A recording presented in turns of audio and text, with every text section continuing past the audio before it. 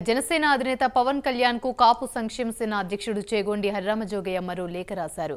కాపు, తెలగ, బలిజ, ఒంటరి, తూర్పు కాపు కులాలు రాష్ట్ర జనాభాలో 25% ఉన్నారు కాబట్టి 40 సీట్లు కేటాయించాలని 2 రోజుల క్రితం ఓ లేఖ రాశారు. అదేవిధంగా జనసేనలో ఉన్న ఇతర కులాలకు చెందిన ఆర్థికంగా బలమైన 23 మందికి అసెంబ్లీ సీట్లు కేటాయించాలని లేఖలు తెలిపారు.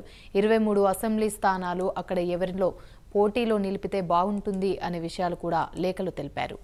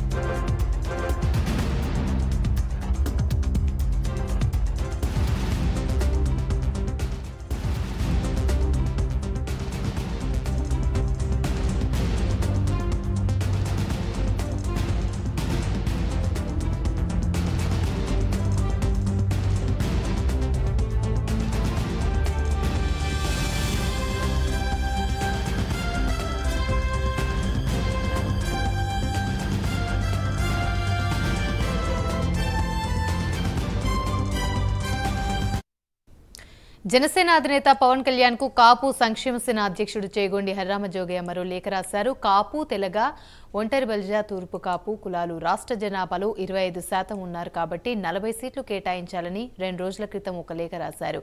అదేవిధంగా జనసేనలో ఉన్న ఇతర కులాలకు చెందిన ఆర్థికంగా బలమైన 23 మందికి అసెంబ్లీ సీట్లు కేటాయించాలని లేఖలో తెలిపారు. 23 అసెంబ్లీ స్థానాలు అక్కడ ఎవరిని పోటీలో నిలిపితే బాగుంటుంది అనే విషయాలు కూడా లేఖలో తెలిపారు. ఇదే అంశానికి సంబంధించి మరిన్ని వివరాలు మా ప్రతినిధి రాంబాబు అందిస్తారు. రాంబాబు, చెప్పండి. Good afternoon Yamini. కాపు సంక్షేమ సేన అధ్యక్షుడు చేగొండి హరిరామజోగయ్య జనసేన అధినేత పవన్ కళ్యాణ్ కు మరో లేఖ రాశారు. 2 రోజుల క్రితం రాసిన లేఖలో రాష్ట్రంలో కాపు, తెలగ, బలిజ, ఒంటరి, తూర్పు కాపు ఈ 5 కులాలకు సంబంధించి దాదాపుగా 25% మంది జనాభా ఉన్నారు.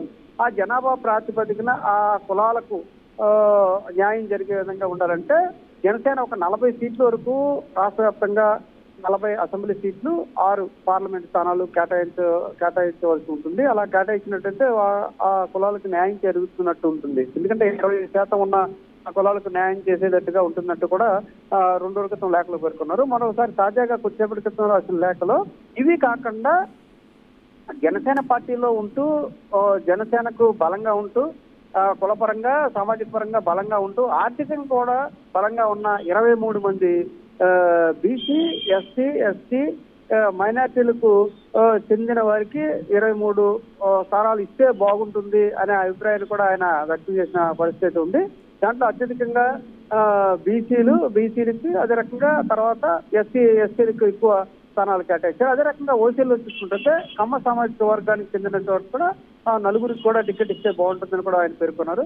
ఒక క్షత్రియ సామాజిక వర్గానికి, ఒక అగ్నికుల క్షత్రియ సామాజిక వర్గానికి, అదే రకంగా యాదవ సామాజిక వర్గానికి, అలా చూసుకున్నట్టయితే మొత్తం రాష్ట్రంలో కాపు, తెలగ, బలిజ, ఒంటరితో పాటు మిగతా బీసీ, ఎస్సీ మైనార్టీలందరినీ కూడా కలుపుకుని వెళ్ళాలని జోగయ్య పేర్కొన్నట్టుగానే 23 కులాలకు చెందిన బీసీ, ఎస్సీ మైనార్టీలకు కూడా సీట్లు కేటాయించినట్టయితే బాగుంటుంది అనేది తన అభిప్రాయంగా జోగయ్య లేఖలో పేర్కొనడం జరిగింది. మొదటి నుంచి కూడా హరిరామజోగయ్య ఒకటే చెప్తున్నారు, ఎవరైతే జిల్లాలో రాష్ట్రంలో బలంగా ఉన్న కాపు సామాజిక వర్గంతో పాటు కాపు, తెలగ, బలిజ, ఒంటరి, తూర్పు కాపును కూడా కలుపుకెళ్ళాలి. అదే రకంగా బీసీలను కూడా, ఎస్సీ, ఎస్టీలని, మైనార్టీలను కూడా కలుపుకుని వెళ్ళి బడుగులకు రాజ్యాధికారం చేయడమే లక్ష్యంగా ముందుకెళ్లాలని ఆయన అనేక సందర్భాల్లో పవన్ కళ్యాణ్ కు సూచనలు చేయడం జరిగింది.